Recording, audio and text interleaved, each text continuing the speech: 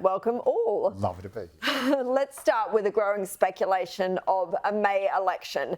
The budget has been set for March in the 2025 sitting calendar, but Labor MP Tim Ayres tried to bat away suggestions. This points to a May election on Sky News this morning.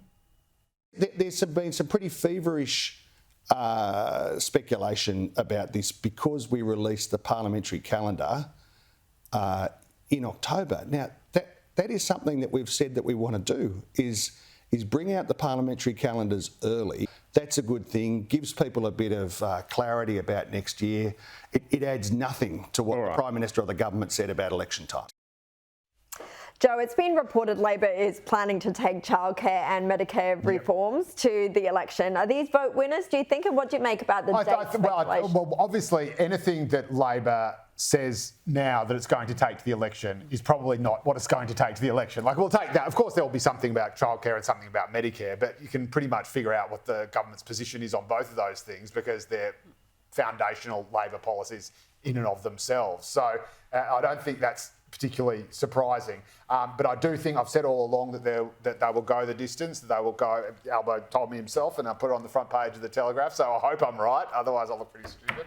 And it's the only option that makes sense, because the biggest policy they're going to want to take to the election, or the biggest announceable that we're going to want to take to the election, is that interest rates are going down and there are more interest rate cuts to come. And the odds of that happening are highest the further forward you go in time. So they will want to call the election as late as possible. So that is the main thing. I do suspect there will be some stuff on education, which this article alluded to, although I think it will probably go beyond childcare and early learning education. But maybe we'll finally get universal preschools. He's sort of flagged that anyway. And we all know that Dom Perrottet and Daniel Andrews and Chris Minns basically doing it already. So I think that will be something. But I believe there might be something more on education.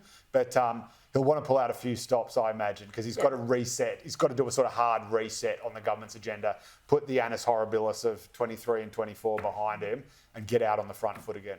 Holly, look, if we don't get an interest rate cut before May or whenever this election is called, that's going to be a bit of trouble for Albanese. It's clearly what they're hanging out for, and it's clearly that is what they're pinning all of their electoral hopes on, is that there will be a rate cut before we go to the election. Now, what's interesting is that childcare reforms, well, they're already purporting, Joe, that they've already massively fixed childcare. So I don't know where they're going with that. It's already Medicare, of course. Medicare, it sounds like they just tried to do an NBN scare campaign. Maybe they're starting to get in early for a Mediscare campaign, Mark II.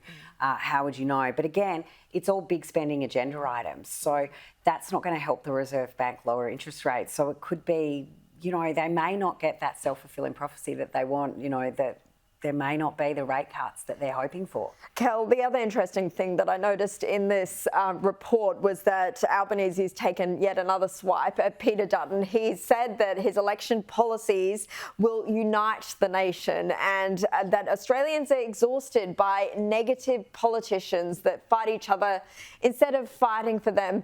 That'd be the same guy that hurled the insults at Angus Taylor in Parliament this week, saying that he had Tourette's, right? That's right. Look, he's been using that label for Dutton for a long time. Every time he stands up in the House, he talks about his negativity. But talking about it doesn't persuade us that Dutton is negative, because Dutton comes out with things like, well, I will go nuclear, I will do this, I will actually cut immigration. Whereas we saw these people say they're going to cut immigration and there's still 100,000 over what they said they'd get to. So him saying negative doesn't actually persuade us that Dutton is going to be negative. He's got two problems. He can't go for the small target thing. He did in 2022, played the small target. Yes, I come from the socialist left, but trust me, I'm not Scott Morrison and I'm a safe pair of hands. And then on the night he was elected, he said, except that I will implement the entire Uluru Statement in full. So he can't play the small target.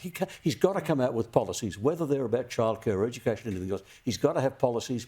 And for an incumbent government, that's the problem of, if it's so good, why aren't you doing it now? It's the Kamala Harris problem. Yeah, and Evelyn, we'll talk a bit more about The Voice in a moment, but he did spend... I'll be coming to you on this one, Joe, and reminding everyone... Honey, it's coming. You picking the right. But Evelyn, it is a bit rich that he spent so long, much of his first year as a first-term government, focusing on the referendum, which was heavily divisive, now criticising others for being divisive and saying that he's going to unite us all.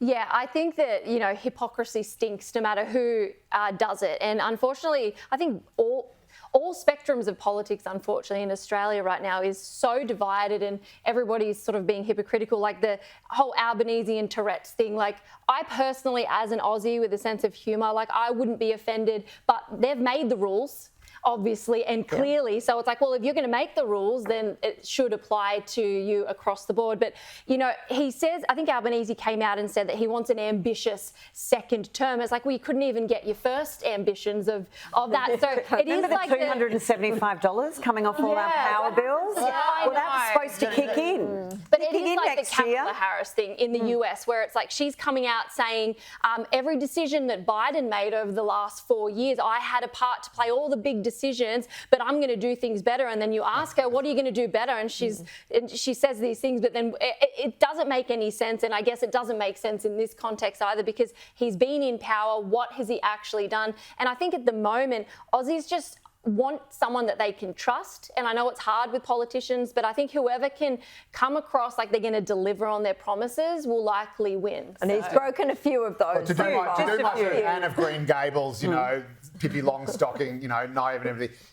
First-term governments are already really wobbly. Like, they always make lots of mistakes. And Trump did pretty good. And the question is, that John Howard said, well, he didn't get elected to a second term. So, but as John Howard says, they say about John Howard, I should say, he made every mistake under the sun, but he only ever made it once. And what reassures me about Albo and this government is that it has made a lot of mistakes, but has not yet repeated any of them. So it is learning from them. But so only one referendum. That's right. We're not going to have another referendum. Only one figure on energy rebate. I think it's too early to make that call. He made the Andrew Giles appointment. That was a big mistake. He didn't take him out of the ministry. He gave him another ministry to stuff up. He does make the same mistake twice. He got him out of the ministry that he stuffed up. So. To stuff up another one. He's making the same mistake twice. I'm going to $100 to anyone who can even name the ministry he's in now. That's a good point.